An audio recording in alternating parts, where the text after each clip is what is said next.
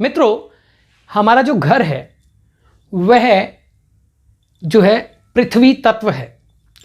पृथ्वी तत्व पृथ्वी जैसे अलग अलग प्लैनेट्स की वाइब्रेशन से जो है मैग्नेटिज्म से प्रभावित होती है, वैसे ही हमारा जो घर है ये 10 दिशाओं से प्रभावित होता है। हमारी east direction, west direction, south direction है ना, और नॉर्थ डायरेक्शन। उसी तरह से इसके जो नॉर्थ ईस्ट है, साउथ ईस्ट है, इस तरह से नॉर्थ वेस्ट है, साउथ वेस्ट है। तो ये जो प्रभाव है ना, हर देखिए हमारा घर चारों तरफ से जो प्रभाव आते हैं वह अलग अलग हैं। सूर्य की जितनी प्रेजेंस जहां पे है उतना ही वह सौम्य या उग्र है।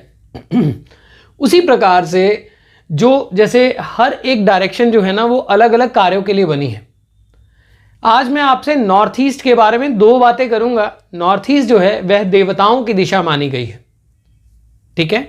उसके साथ में बुजुर्गों के लिए वो दिशा मुख्य रूप से मानी गई है, मंदिर के लिए मुख्य रूप से मानी गई है। अब आप खुद सोचें कि जो दिशा मंदिर के लिए मानी गई है, अब आयुर्वेद में भी क्या होता है, जब आप कोई दवाई बनाते हैं तो ये बोला जाता है कि आप नॉर्थ ईस्ट की तरफ मुख करके बनाएं। ये आयुर्वेद और तंत्र इनका समन्वय है, वो अलग से बात करेंगे। आज मैं आपसे रोगों की बात करने आया हूं। नॉर्थ ईस्ट की जो वाइब्रेशन है वह इतनी सौम्य और इतनी जो है जो आपके लिए यानी आपकी समस्याओं का निदान करने वाली है, आपकी हेल्थ लॉन्जिटिविटी देने वाली है। वह कैसे है वो मैं आपको बताता हूं। ये दिशा जो है आरोग्य की मानी गई है, नॉर्थ और ईस्ट, यह आरोग्य की मानी गई है।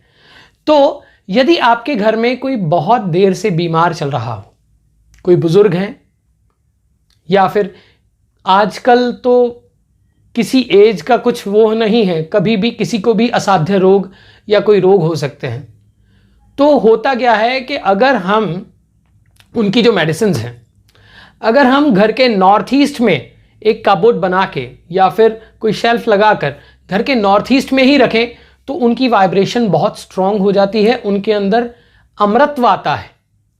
उसका रीज़न क्या है वह हम जब डायरेक्शंस के बारे में बात करेंगे तब करेंगे। अगर हम कोई भी मेडिसिन लेते हैं और वो नॉर्थ ईस्ट में प्लेस्ड है और वहां से लेके आके अपने बेडरूम में या जहां भी आप लेते हैं, देयर इज नो प्रॉब्लम, वो डायरेक्शन का इशू नहीं है। आप नॉर्थ ईस्ट में मेडिसिन रखें और भगवान धन्वंतरी का ध्यान करते हुए रखें, और जब भी आप मेडिसिन लें तो आप ओम धम धन्वंतरे नमः इसका पाठ करते हुए, जाप करते हुए, ध्यान करते हुए आप अगर मेडिसिन लेते हैं तो मेडिसिन की मेडिसिनल वैल्यू बढ़ जाती है।